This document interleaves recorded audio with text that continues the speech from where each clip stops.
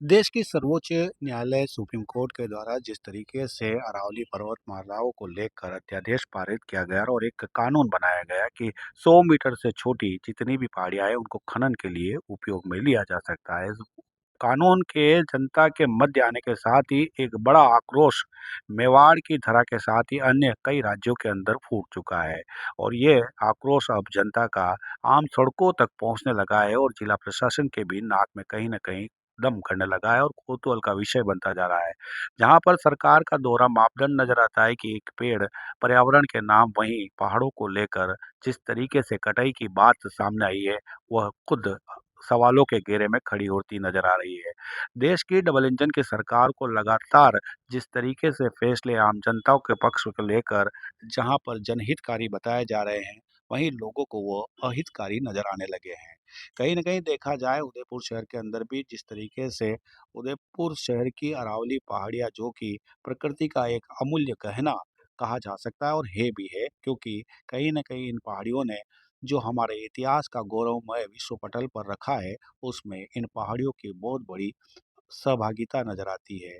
चाहे महाराणा प्रताप जो हमारे के वीर शिरोमणि प्रातः स्मरणीय है, उनके गौरव इतिहास की बात करें तो वहाँ पर भी पहाड़ियों की सहभागिता बहुत बड़े स्तर पर सामने आई। क्योंकि जिस तरीके से मुगलों ने आज तक मेवाड़ पर राज नहीं कर पाए, उसका मुख्य कारण भी यही अरावली पर्वतमालाएँ बताई जाती है। ऐसे में लगातार इस तरीके के फैसले जो कि सुप्रीम कोर्ट के द्वारा किया गया कि अरावली पर्वतमालाएँ जो भी है वो 100 मीटर से अगर छोटी है तो उसे खनन में उपयोग में लिया जा सकता है। ये फैसला कहीं न कहीं मेवाड़ की आम जनता और महाराणा प्रताप के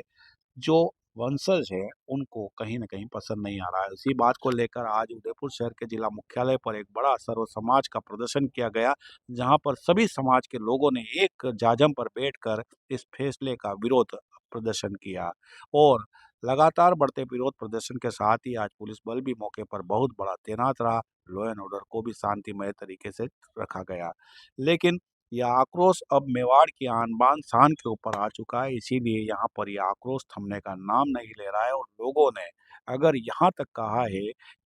सुप्रीम कोर्ट के द्वारा अगर ये फरमान वापस से नहीं लिया जाता है, तो मेवाड़ की जनता और देश का इतिहास एक बार फिर हल्दी घाटी के युद्ध का नया इतिहास लिखने के लिए तैयार है। ऐसे में यहाँ पर सबसे बड़ी बात यह हो रही है कि आखिरकार जिस तरीके से लगातार 2014 के बाद जितने भी फैसले आए हैं, चाहे वो किसान बिल हो, चाहे जीएसटी हो, चाहे नोटबंदी हो या महंगाई के लेकर जो मुद्दे थे और आर्थिक नीति और देश विदेश नीति को लेकर जिस तरीके से मुद्दे सामने आए, वे कभी भी आज तक वापस नहीं हो पाए।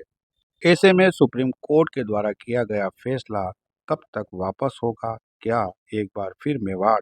हल्दीघाटी और अन्य ऐतिहासिक युद्ध की परिभाषा को वापस लिखता हुआ नजर आएगा? आप देख सकते हैं यहाँ पर लोगों ने एक बड़े स्तर पर अरावली पहाड़ी को बचाने के लिए अपनी गिरफ्तारियां आज दी है। आगे आने वाले समय में यह विरोध प्रदर्शन और भी सड़कों पर उग्र होता हुआ नजर आएगा। आखिरकार सरकार जो फैसले ले रही है, वह कितने सही और कितने गलत ये जनता को सोचना पड़ेगा।